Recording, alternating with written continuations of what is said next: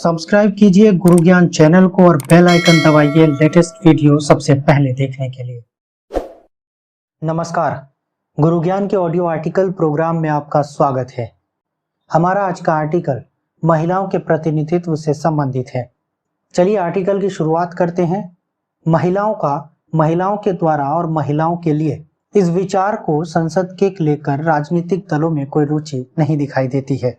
महिलाओं के लिए और महिलाओं के द्वारा इस विचार पर राजनीतिक दलों में कोई रुचि नहीं दिखाई देती है। आजादी के 75 वर्ष बाद भी महिलाओं का संसद में प्रतिनिधित्व को लेकर राजनीतिक दल कोई भी प्रक्रिया नहीं करते हैं। 17वीं लोकसभा में 78 महिलाएं जीतकर संसद में पहुंची हैं, जो अब तक का सर्वाधिक प्रतिनिधित्व है। संसद में उचित प्रतिनिधित्व के लिए महिलाओं का संघर्ष निरंतर जारी है। बात करते हैं संसद में महिलाओं के कम प्रतिनिधित्व के पीछे क्या कारण हो सकते हैं। संसद में महिलाओं के कम प्रतिनिधित्व का प्रमुख कारण समाज की पितृसत्तात्मक विचारधारा है, जहां पुरुषों को राजनीति करने और शासन करने के योग्य समझा जाता है, वहीं महिलाओं को घरेलू कार्य करने के लिए बाधित किया जाता है।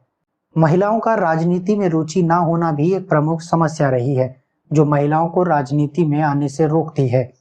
महिलाओं को नीति निर्धारण में पर्याप्त प्रतिनिधित्व न मिलने के पीछे निरक्षरता भी एक बड़ा कारण है, जिन्हें राजनीतिक अधिकारों के बारे में पर्याप्त जानकारी नहीं हो पाती है। राजनीतिक दल प्रतिनिधियों के चयन में प्रमुख भूमिका निभाते हैं, जो महिला उम्मीदवारों के बजाय पुरुष को बढ़ावा देना ज्यादा पसंद करते हैं, क्योंकि वे पूर्वाग्रह से ग्रस्त हैं। महिलाएं सुरक्षा के मुद्दों के कारण बाहर कार्य करने में सुरक्षित महसूस नहीं करती हैं, जो महिलाओं को राजनीति से दूर रखता है। महिलाओं को चुनावी प्रक्रिया में भाग लेने के लिए प्रोत्साहित नहीं किया जाता है। जागरूकता व प्रोत्साहन की कमी के कारण महिलाओं की भागीदारी कम होती है।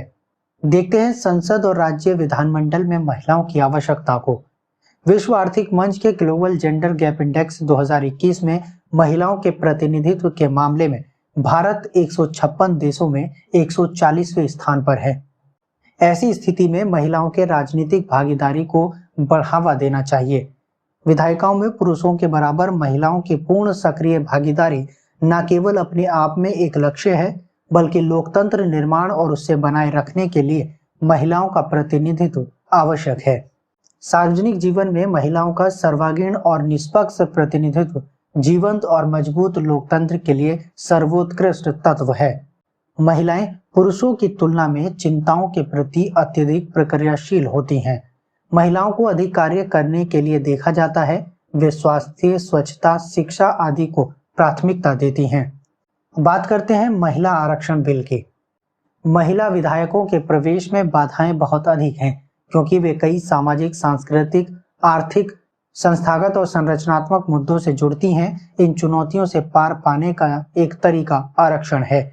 महिला आरक्षण विधेयक 2008, जो 108वें संविधान संशोधन विधेयक के द्वारा पेश किया गया था, जिसमें लोकसभा व राज्य विधानसभाओं में महिलाओं के लिए 33% सीटों के आरक्षण का प्रावधान शामिल था, जिसे राज्यसभा द्वारा पारित कर दिया गया, परंतु लोकसभा के द्वारा लंबित कर दिया गया था।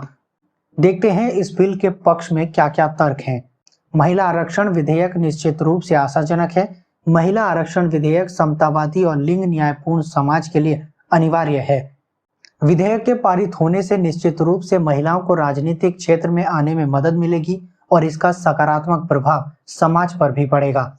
समय की मांग है कि भारत जैसे देश में मुख्यधारा की राजनीतिक गतिविधियों में महिलाओं की भागीदारी के समान अवसर मिलने चाहिए, जिससे असमानता को समानता में परिवर्तित किया जा सके। अब देख लेते हैं इस बिल के विपक्ष में कौन कौन से तर्क हैं।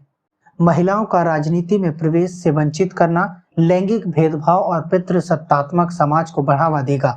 महिलाओं को राजनीति में कमजोर बताए जाने को लेकर तर्क दिए जाते हैं कि महिला कैंडिडेट के जीतने की उम्मीद बहुत कम होती है। महिलाओं को आरक्षण प्राप्त होने से ऐसे योग्य उम्मीदवार पीछे छूट जाएंगे, जो नीति निर्माण में प्रमुख भूमिका निभा सकते हैं। अब नजर डालते हैं महिलाओं के प्रतिनिधित्व बढ़ाने के लिए कुछ नए विचारों पर। महिलाओं का सामाजिक, राजनीतिक और आर्थिक प्रतिनिधित्व बढ़ाने के लिए शिक्षा प्रमुख साधन है, जिसे बढ़ावा दिया जाना चाहिए। स्टैंड अप योजना का क्रियान्वयन उचित रूप से होना चाहिए। महिलाओं के प्रतिनिधित्व को बढ़ावा देने के लिए कृषि, वाणिज्य एवं सामाजिक कल्याण विकास मंत्रालय को समन्वित प्रयासों को बढ़ावा देना चाहिए। अब देखते हैं सुझावों को। संस्थागत, सामाजिक और व्यवहारात्मक विचारों में बदलाव लाने की आवश्यकता है। हाल ही में पंजाब ने पंचायत चुनावों में महिलाओं के प्रतिनिधित्व के लिए 33% आरक्षण को सुनिश्चित कर दिया है। इसी प्रकार से आरक्षण पूरे भारतवर्ष में लागू होना चाहिए। महिलाओं की भागीदारी बढ़ाने के लिए आवश्यक है कि समाज के प्रत्येक स्तर पर महिला सशक्तिकरण तथा उनकी सामुदायिक भागीदारी के लिए प्रयास किए जाएं, ताकि उनमें आत्मविश्वास, नेतृत्व क्षमता आदि गुणों का विकास किया जा सके। महिला आरक्षण विधेयक को अधिनियमित कर महिलाओं को राजनीति के मुख्य धारा में समानता के साथ शामिल होने का अवसर प्रदान किया जाना चाहिए। अब देख लेते हैं क्या हो सकती है आगे की राह। आधुनिक भारतीय राजनीति में कई ऐसी महिलाएं रही हैं जिनकी ऐतिहासिक भूमिका से हम भली भांति परिचित हैं। स्वतंत्रता के आंदोलन के दौरान से लेकर आजाद भारत में सरकार चलाने तक में महिलाओं की राजनीतिक भूमिका और पहल मुख्य रही है। स्वामी विवेकानंद का मानना है कि किसी राष्ट्र की प्रगति का सर्वोत्तम थर्मामीटर है कि वहां की महिलाओं को ऐसी स्थिति में पहुंचाने की कोशिश करना जहां वे अपनी समस्याओं को अपने ढंग से खुद सुलझा सकें।